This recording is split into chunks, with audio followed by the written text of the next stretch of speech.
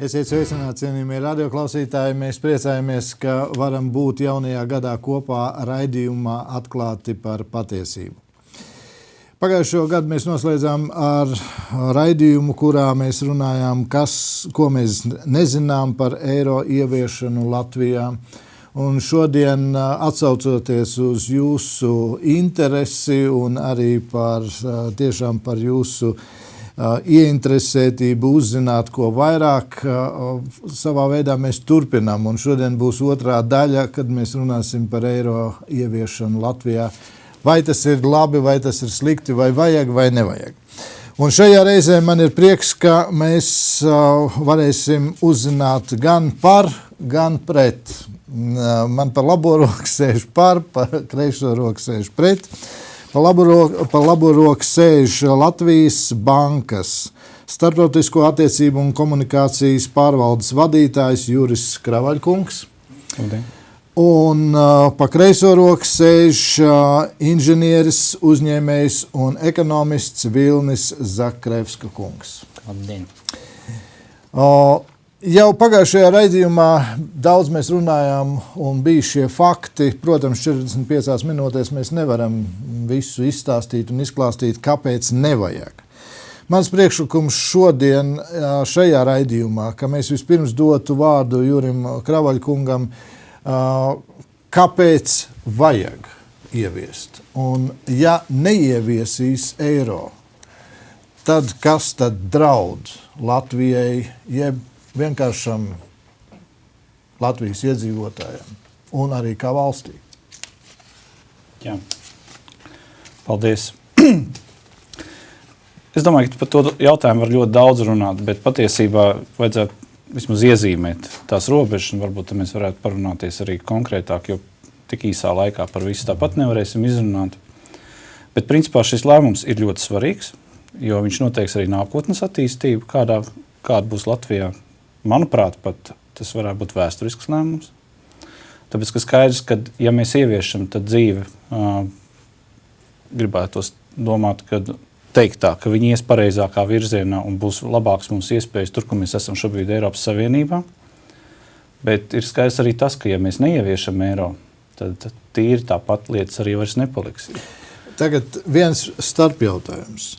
Vai šodien mēs esam situācijā, kad juridiski vispār nav vairs iespējams tāds variants, ka mēs neieviešam, jo izskan arī sabiedrībā domi, jeb, sauksim vienalga, kā baumas ir vēl, ka iestājoties Eiropas Savienībā, tauta jau visa pateica jā vārdu eiro.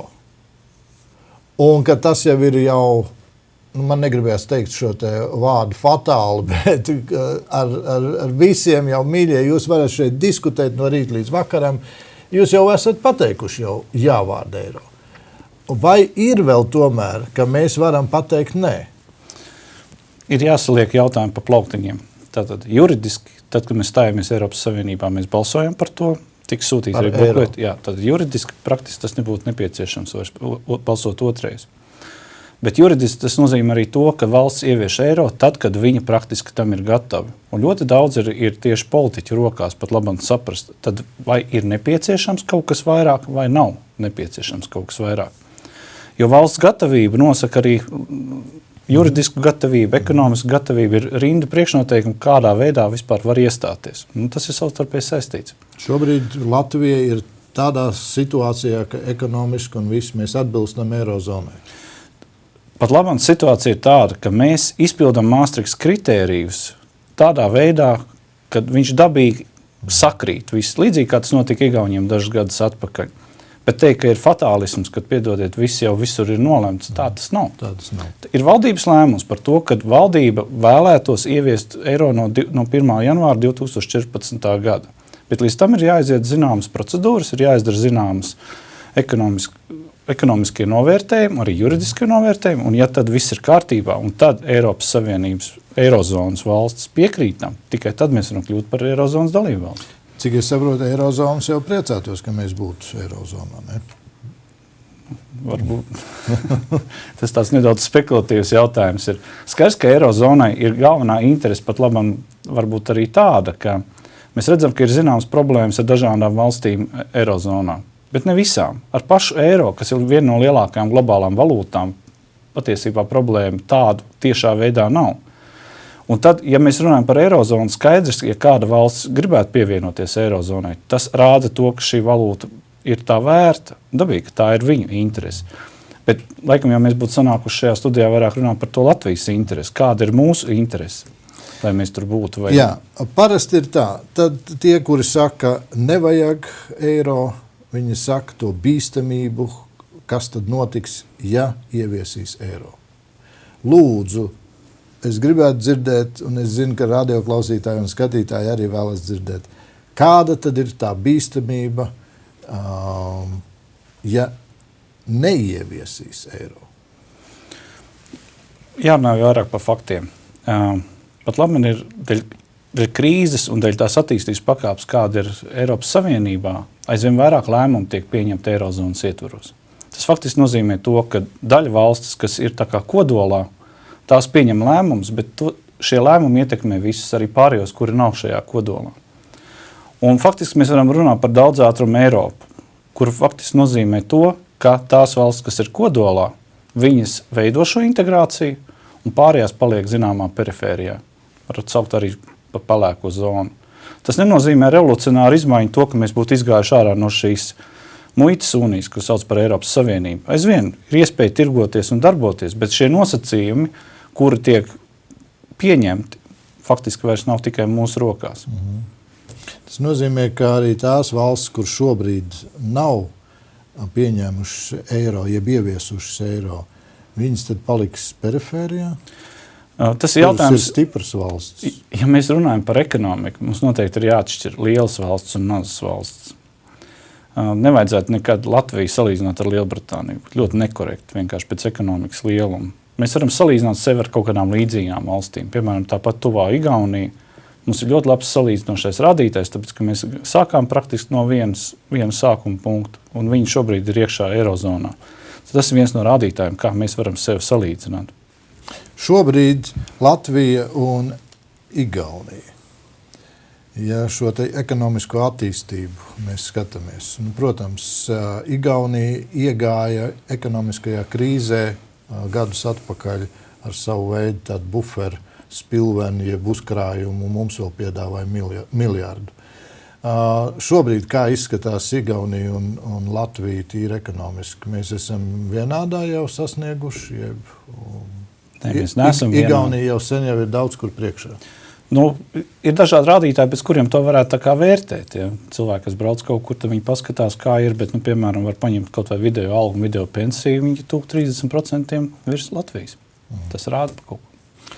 Un izdevumi arī ir 30% vairāk nekā Latvijā. Kaut kā to tā nevar ieraudzīt. Nezinu, es domāju, cenu ziņā. Cenu līmeņa ziņā viņiem ir minimāli virs mums. Tātad relatīvā vērtība, kuru paliek pāri, viņiem ir priekšrocība. Labi. Tas lielākais bieds ir, ka mēs paliekam perifērijā. Tirgojamies, daram, bet tad man jautājums, mēs šodien jau neesam perifērijā. Redzat, ir liela atšķirība starp to, kā jūs teicu, arī ja mēs eiro neieviestu, otrā dienā pasaule nesabruktu. Tas būtu tā kā pārspīlēt teikt. Bet tas, kas patiesībā ir, ja mēs izvēlamies neieviest, tas nozīmē, ka mums ir bijusi politikas maiņa. Mēs esam apzināti gājuši no 1995. gada, kad Latvija noslēdz asociatīvo līgumu ar Eiropas Savienību. Tajā pašā gadā iesniedz iesniegumu Eiropas Savienībā par vēlmi kļūt par dalību valsti, tika uzsāktas sarunas likumdošanas sakārtošanai, un 2004. gadā mēs iestājāmies. Tad, kad mēs iestājāmies, un tajā pašā referendumā, tad, kad, faktiski ar šo vienkāršo vārdiņu cilvēki, es cerams, arī saprata, ka visu lielo likumdošanas bāzi, ieskaitot eiro, tur bija ļoti daudz citas lietas. Mēs pateicām jā, tad tajā brīdī tas nozīmē, ka juridiski mēs pateicām, ka mēs ieviesīsim eiro tik līdz valsts ir gatava tam. Un ja mēs tagad pēkšņi pasakām, ka mēs to vairs nedarīsim, tas nozīmē, ka ir kaut kāda politikas maiņa, kad ir kaut kādā virzienā domāts iet citur. Jautājums, kur?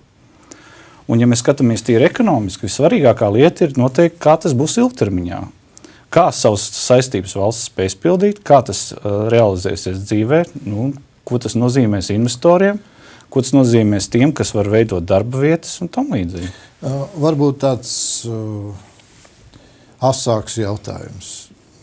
Vai Latvijai draud sankcijas, ja viņi neiestājās Eiropas Savienībā? Neievieš eiro Latvijā. Tas praktiski nav iespējams. Tīri tā neredzami jau ir iespējams. Neredzami mēs vairāk sev varam nosodīt ar to, ka, ja mums ir zināmas iespējas stabilizēt lietas nākotnē, un ja mēs to nedaram, tad tā ir mūsu paša izvēle. Vienkārši mums jau cits nespiedīs to darīt. Un kāds vēl būtu drauds, ka mūs varbūt atskaita no Eiropas? Nē, te neiet runa par draudiem.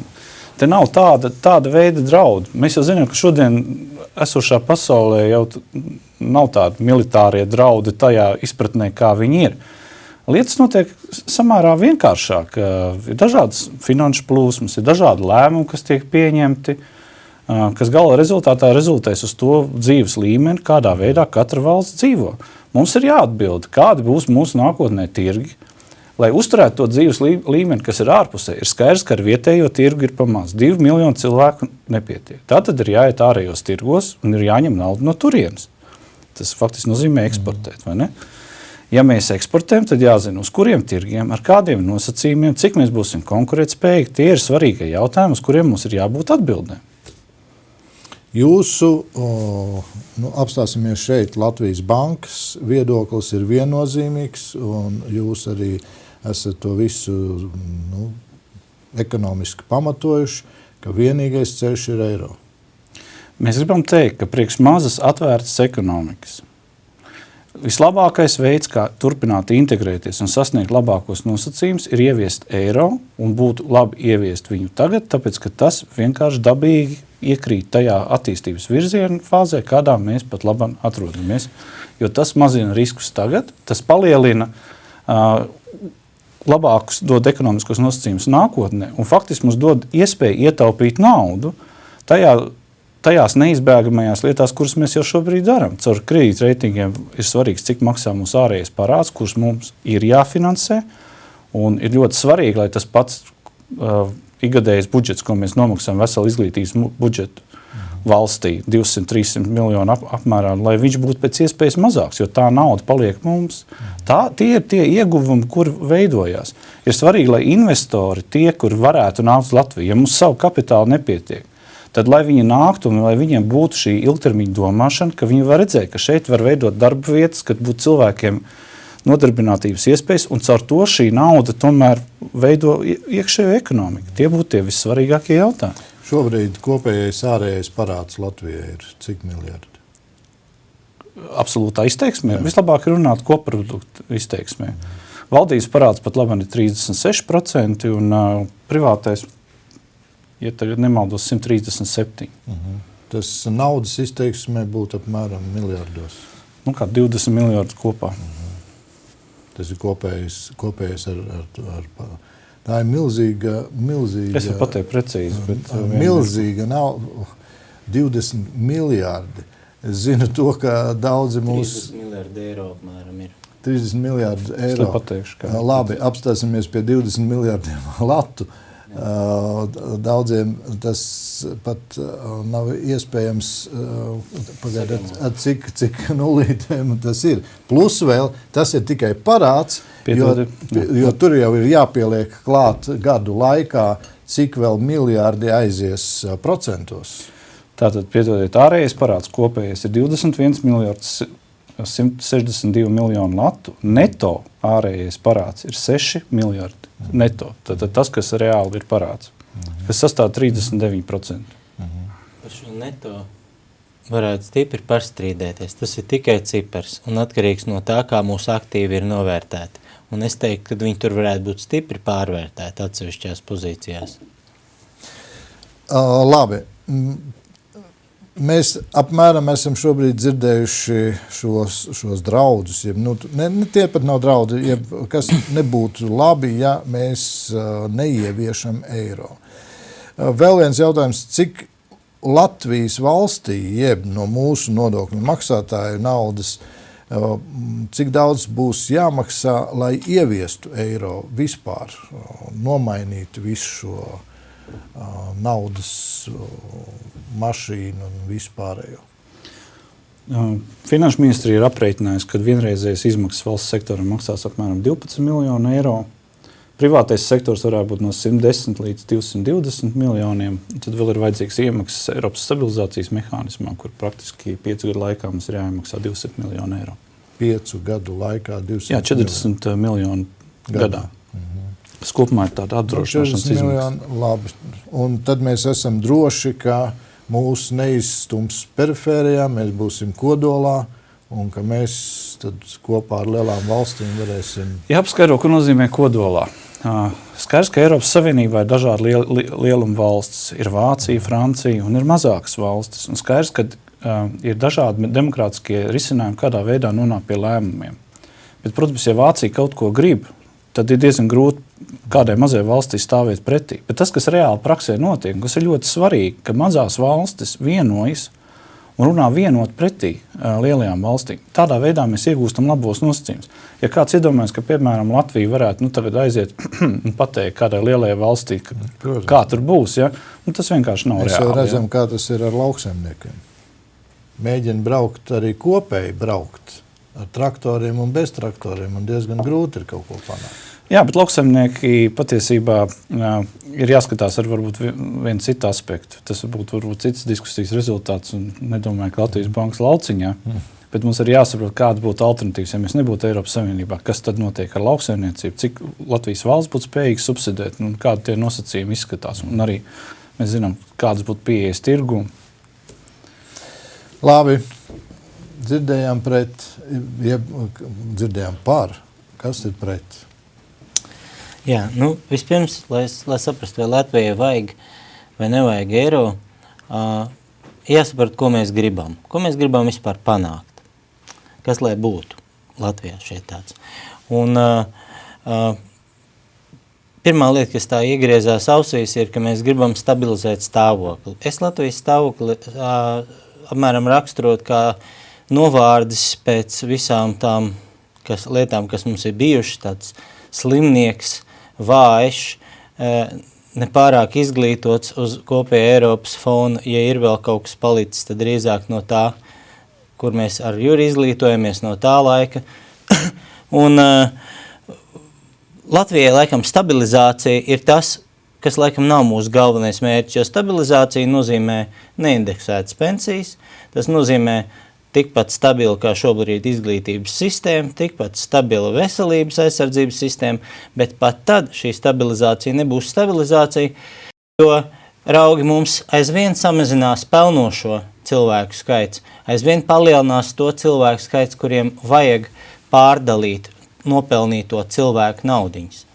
Pensionāri un dažādi citādi cilvēki, mums demogrāfija diezgan katastrofāli, nevis diezgan, bet ārprātīgi katastrofāli mums ir demogrāfija Latvijā. Man šķiet, ka diez vai mēs atradīsim otru tādu valsti. Un tas nozīmē, ka stabilizācija, tas nav mūsu mērķis. Mums stabilizācija nevajag, mums vajag attīstību. Mums vajag attīstību, un pasaule rāda, ka ekonomikas attīstība bez ekonomikas izaugsmas, jeb koprodukta pieauguma, nekur līdz šim nav notikusi. Tā tad mums vajag nodrošināt, lai mums būtu šis te koprodukts. Kā mums, un šeit ir jautājums, uz ko jāatbild, vai un kādā veidā mums eiro palīdzēs šo koproduktu palielināt. Tātad nopelnīt vairāk, lai mēs varam vairāk terēt izglītībai, veselībai un tā tālāk. Un, bet Kravaļa kungs jau to pateica, ka lūdzu būs ārzem investori, nāks un radīs darba vietas, un līdz ar to kapitāls, ārvalstu kapitāls nāks iekšā tādēļ, kad šeit būs droša zona, jo redz, kur visu eiro.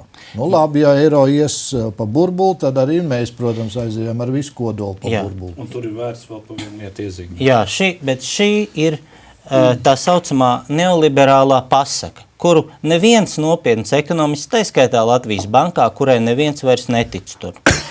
Tas ir Pilnīgas muļķības, kad ārzemju kapitāls nāks iekšā un nodrošinās mums labi apmaksātas darbvietas.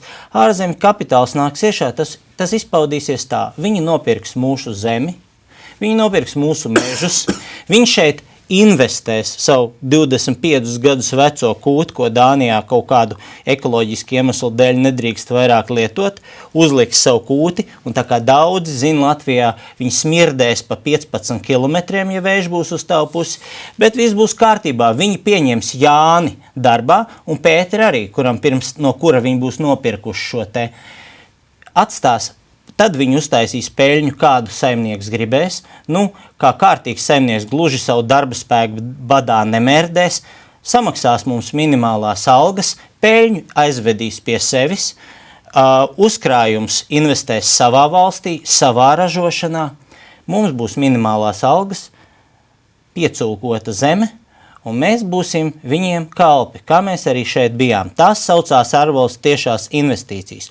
Vai jūs esat redzējuši, ja mēs paskatāmies no ārzemju tiešām investīcijām kopš 2000. gada, 8,5% ir iegājuši teorētiski, ir iegājuši tikai rūpnieciskā ražošanā, kas ir visas attīstības pamats.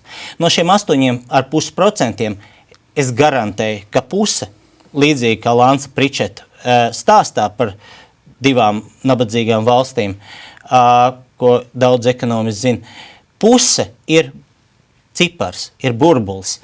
Viņi šeit ir investējuši lūžņus, ko nosauc par tehnoloģiju un novērtē kaut kādā mistiskā skaitlī.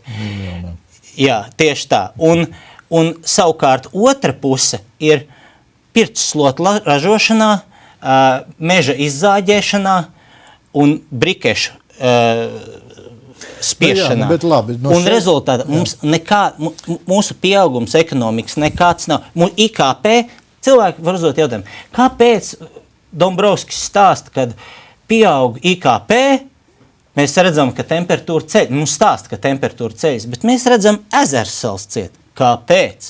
Atbildi ļoti vienkārši. Kopējā temperatūra palētā ceļas gan, bet IKP palielina tā peļņa, ko no Latvijas izved, IKP palielina tie baļķi, ko no Latvijas izved, IKP palielina tā amortizācija, ko mēs samaksājam par super brīnišķīgajiem benzīntankiem, kuri, Dievs viņi zina, kādā vērtībā šeit ir sainvestēta Latvijā milzīgi. IKP palielina par investīciju lielajā veikalā, kur dēļ mazajiem veikaliem zūd darba vietas un tā tālāk un tā tālāk. Citiem vārdiem sakot, investīcijas tikai tad dod labumu, ja viņas ir tādas, kas pievieno vērtību, kas ļauj mums mācīties. Pasaules vadošās valstis ir sen sapratušas. Tās valstis, kuras ir attīstījušās, un tur ir gan tās, kas attīstījušās beidzamā laikā, kā Koreja no šausmīgās nabadzības. Tauta, kur visi, latvieši neviens pa muļķiem netur. Korejiešus visus turēja pa sliņķiem un muļķiem kvadrātā. Izlasiet sliktos samariešus, Hažūna Čanga ekonomistu grāmatu. Ļoti vienkārši cits starpā. Un viņi varēja attīstīties, Somi varēja attīstīties, visi var tieši tā arī attīstīties, ka viņi selektīvi izvēlējās. Viņi teica, jūs drīkstat investēt, mēs aicinam un radīsim jums brīnišķīgus noteikumus, ja jūs investēsiet to, no kura mēs varam mācīties. Jūs investēsiet to, kas mums dos papildus darba vietas. Nevis kaut kādus tur lūžņus atvedīsiet, nevis izpirksiet mūsu zemi. Rets cilvēks zina, ka Somija neļāva kapitālistiem neko pirkt līdz pat pašai Eiropas Savienībai. Bija tik ierobežota valsts priekš ārvalstu investīcijām, cik varēja ierobežoties. Un, zinat, Somija noķēra, Somija ļoti daudz līdzības ar Latviju vēstures ziņā. Tikai viņi izdarīja citus lēmumus pareizajos brīžos. Somija noķēra Zviedriju. Padomājiet, Somija noķēra Zviedriju, aizliedzot investēt savā valstī. Man ir daudz ko stāstīt par to, ko darīsim, ja nebūsim Eirozonā. Ir divi varianti. Ja nebūsim Eirozonā, mēs atbildēsim par savas rīcības sekām kā valsts. Tas nozīmē, ka ja Dombrovska valdība nespēs nodrošināt, lai cilvēki redz, ka ezers nesalst ciet, ka mūsu konkurētspējas palielināšana nozīmē algu samazināšanu, vienkārši runājot. Mēs samazinām algas un lepni ziņojam visai pasaulē, ka mēs esam paraugs visiem, jo mums ir paaugstinājusies konkurētspēja. Tas ir joks, tas ir vienkārši joks. Piedodiet, bet atcerieties joku Vācijā, 2000. Gada sākumā. Vācija darīja šo joku, un, diemžēl, tajā brīdī viņi bija sick man of the Europe. Ja? Tātad slimais Eiropas cilvēks. Un tieši tajā laikā, kad citi tērēja, Vācija samazināja algas un izveidoja savu konkurētspēju arī caur šo. Tas gan nebija vienīgais faktors. Bet piesaukt to, ka samazināts algas, un piedodiet, Zakrevs kungs, nav situācija vairs tāda pati kā 90. Gada sākumā. Mēs apaļkoku nevedam tīri ārā, eksports mums aug visstraujāk patiesībā. 4 valstis Eiropas Savienībā aug ļoti strauji. 3 Baltijas valstis un Bulgārija no eksporta viedokļa. Un ja jūs pasieties uz ielas, tad skatoties, kā jūs tikko raksturojāt ekonomiku, tā vien liekas, ka cilvēkiem te nav ko ēst. Nevaram atrast, kur mašīnu nolikt, piedodiet. Kaut kā neiet kopā tas viss. Aizbrauciet uz Lūdzu. Labi, arī uz Lūdzu, bet mēs nedzīvojam uz kaut kādas absurdas salas. Ja mums nav sava kapitāla, tad mums ir jāmēģina piesaistīt kapitāls. Ja kādas fermas smird, tad mums nevajag baidīties no kapitāla, bet ir jāprasa tehniski viņas nodrošināt tā, lai fermas nesmirdētu un lai mums šīs darba vietas būtu. Ir tas jautājums, vai mums ir Latvijai spēks pateikt, un vispār arī griba, politiskā griba, pateikt, piedošana, jūs tiešām nebrauksiet ar savām smirdīgajām vecajām kūtīm šeit iekšā. Un es arī esmu par to, ka es gribētu redzēt investors, no kuriem mums Latvijai, ne man personīgi, bet mums Latvijai kā valstī būtu labāk un vieglāk, tīri arī ekonomiski. Nevis, kad patiešām atbrauc caur offshoriem, mēs zinām visas schēmas, aiziet peļņa un plus vēl arī nodokļi. Izrādās, ka valstī nepaliek no šī mūsu gaidītā investora pat daži lati. Arī fakts. Un kā to nodrošināt, kā to pateikt? Nē, jo šeit arī rodās šī varbūt aizdoma, jeb bīstamība, ka tālākā visa monetārā un arī fiskālā politika faktiski visa būs tikai Briseles rokās. Un mēs latvieši šeit varēsim tikai ēst to, ko mums atsūt. Jā, lūdzu, lai būtu taisns burkāns, un ja viņš ir bišķītiņ līks, tas burkāns, nedrīkstam likt tirgu. Tad daži mīti būtu varbūt tā principiāli, bet jāpakļauj. Bet tā, piedošana, ne tikai dažus gadus atpakaļ. No Latvijas to slēpa, ka līgs gurķis nedrīkst parādīties tirgū. To tad, kad uznāca krīze, tad atļāva. Lūdzu, arī jūs varat savus gurķus tirgot. No Eiropas bija skaidra un gaiša direktīva, jeb tikai standarts, kā ir Eiropa ir noteikusi. Labi, tas ir tāds sīks maz piemērs. Es jums nemācīšu par gurķiem izstāstīt, diemžēl. Ja? Bet te ir tā doma. Citas lietas vēl. Jā, bet tehniski ir 2 lietas, varbūt es gribēju pateikt par to Briseli un Frankfurtu, kur ir bāzēta Eiropas centrālā banka. Ja Brisele nosaka fiskālo likumdošanu, tad mums tomēr būtu jāsaprot nedaudz, kā tas notiek. Nav runa par to, ka Brisele kaut kur šobrīd saka, jūs to darat vai to nedarat. Tas, ko viņi mēģina noteikt, ir tas, ka lai valsts netērētu vairāk, kā viņi var atļauties. Tiek noteikti zināms rāmis, un tad jau tas ir nacionālo parlamentu valdības ziņā, kādā veidā tā nauda tiek sadalīta. Kāpēc viņi grib to noteikt? Tāpēc, ka tad, ja tāpat kā mūsu krīzē bija tie paši 6. 7. gads, ka, piedodiet, faktiski tā informācija visi bija zinām, bet viņi netika ņemta vērā. Par to, ka nedrīkst tādā veidā gan celt algas, gan arī, veidot fiskālo budžetu.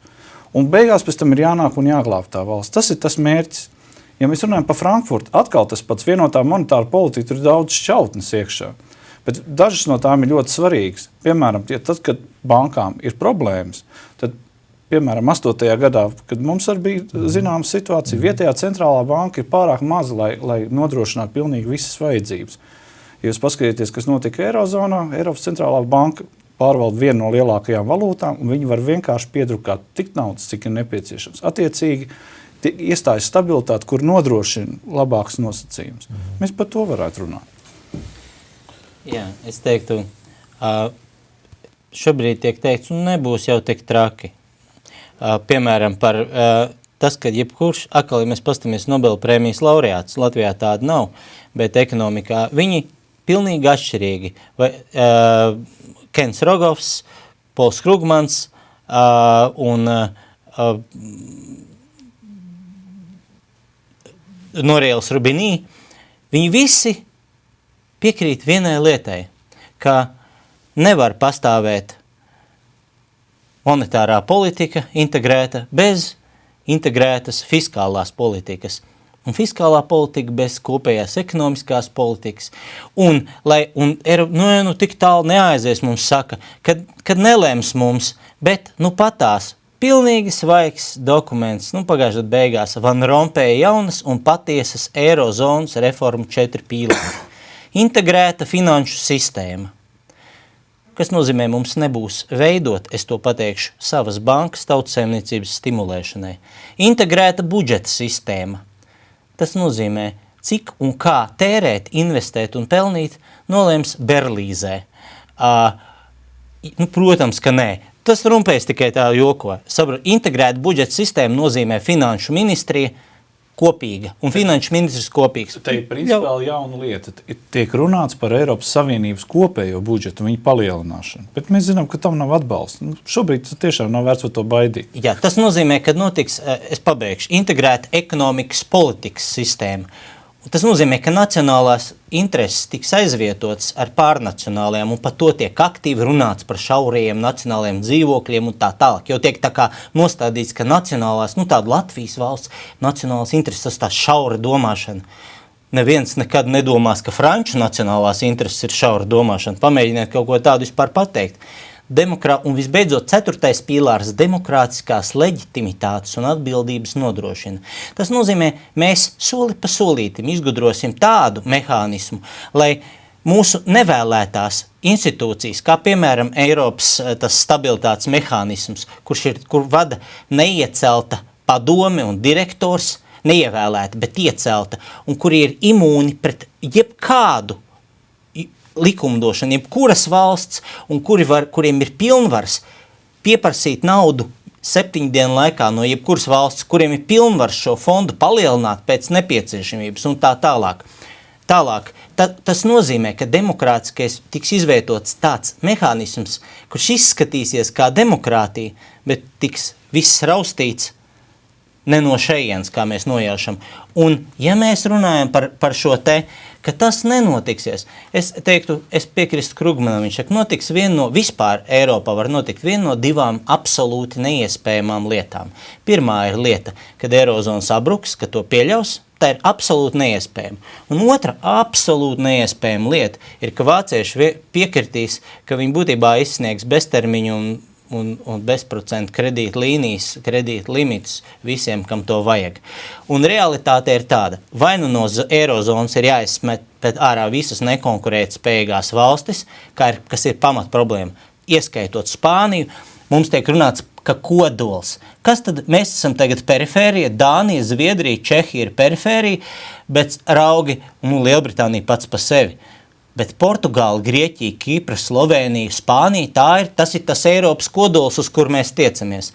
Tad man jāpaskaidro, šī fundamentālā problēma ir nespēja nopelnīt tik, cik tērē. Tautai vienkārši pasakot, konkurēt nespēja. Ja mēs tērējam vairāk nekā nopelnām. Ne tikai mēs tērējam, mēs būsim tajā pašā grupā, kur tās Grieķijas un Kipras un tādas Spānijas.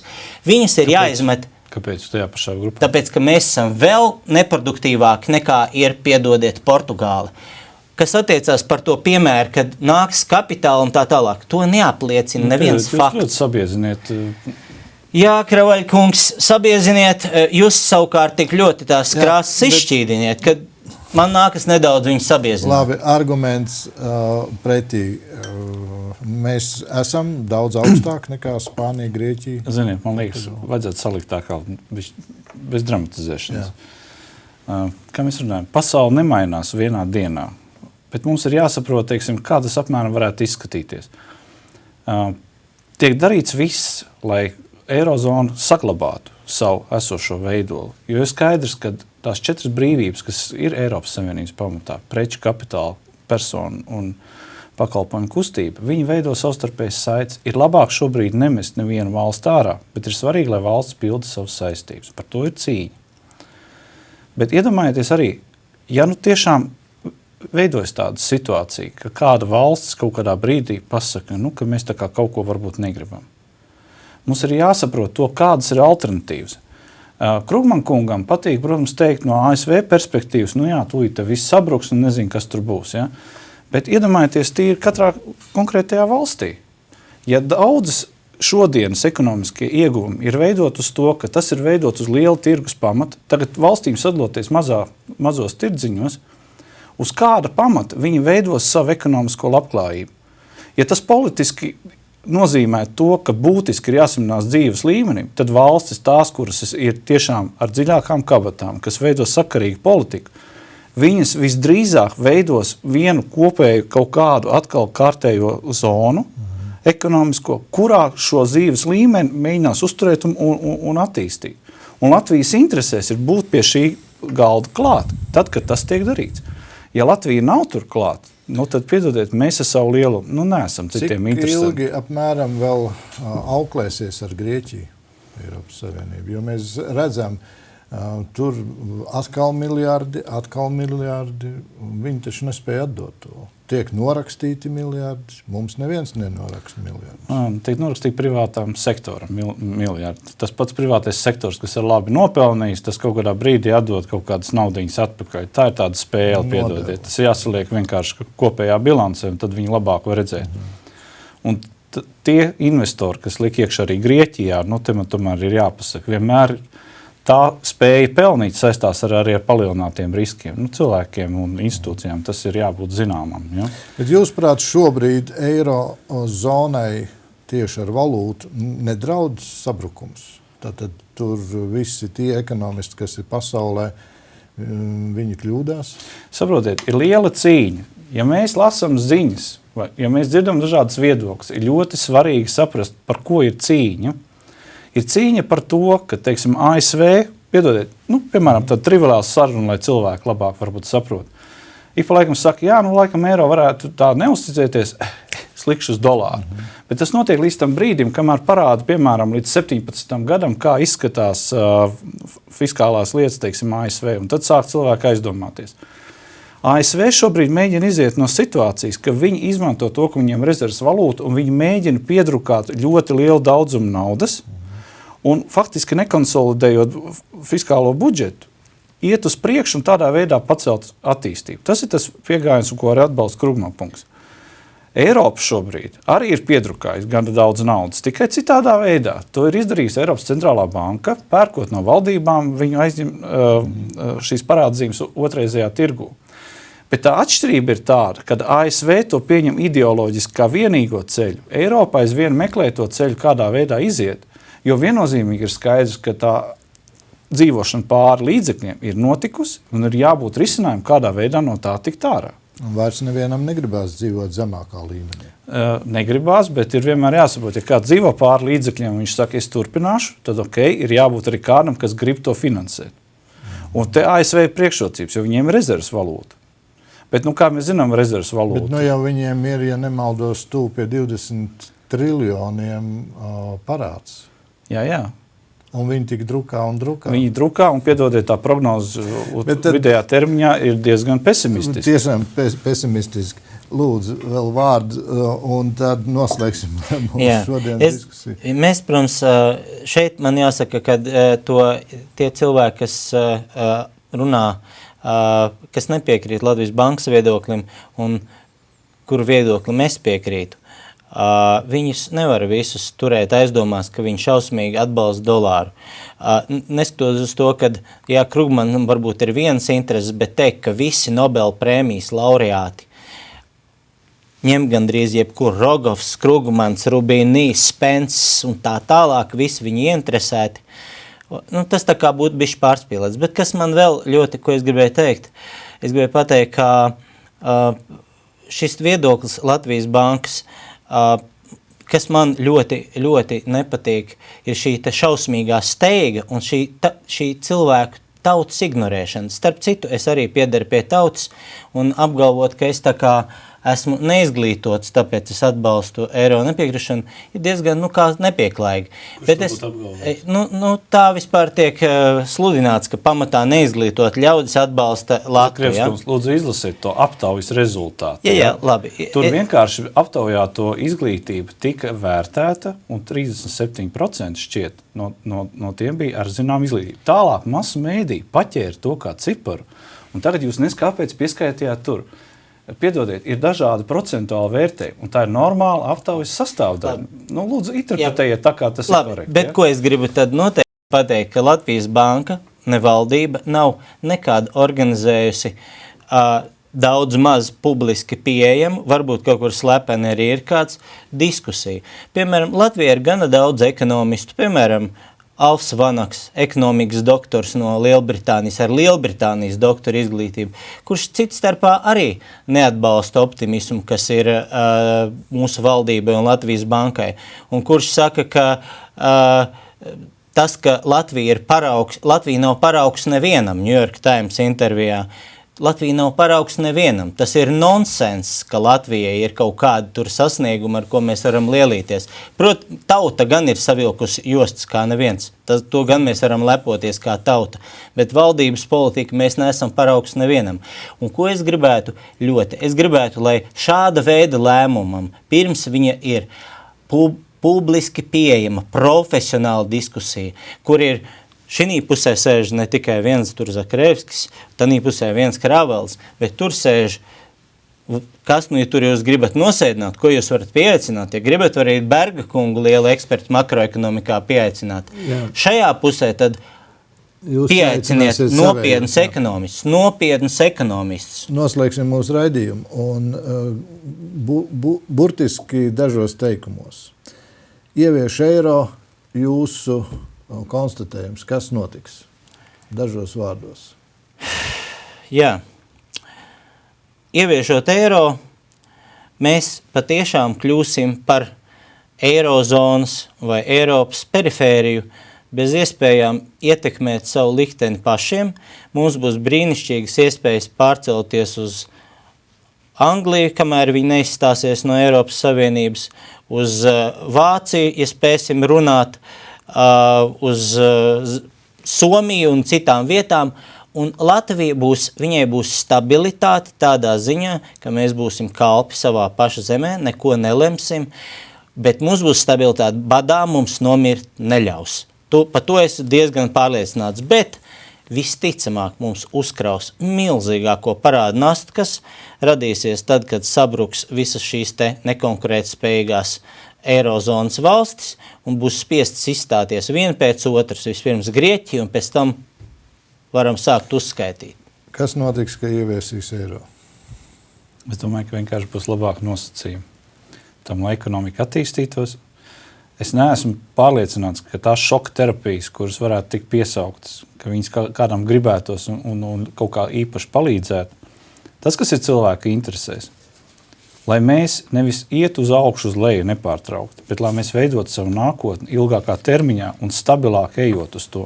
Mēs zinām, ka ja mēs arī mācamies, pēc tam mēs sākam pirmo darba dzīvi, pēc tam mēs apgūstam pieredzi un ejam tālāk. Mēs nevaram pārliekt no vienas situācijas otrā pāri bezdibinem.